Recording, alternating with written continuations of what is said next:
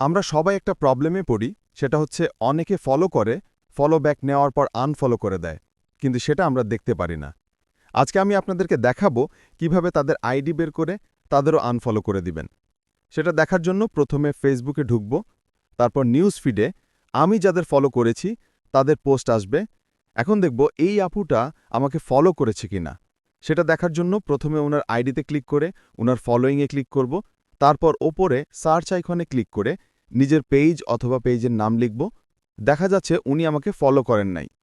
এখন উনার আইডিতে ঢুকে ফ্রেন্ডসে ক্লিক করে উনাকে আনফলো করে দিব। এখন অন্যজনকে চেক করব সে আমাকে ফলো করছে কিনা। এখন উনার আইডিতে ঢুকে সার্চ আইকনে গিয়ে নিজের প্রোফাইলের নামে লিখব।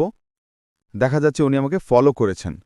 সুতরাং এভাবে খুব সহজেই আমরা বের করতে পারব কারা আমাদেরকে ফলো দিয়েছে আর কারা ফলো দেন নাই।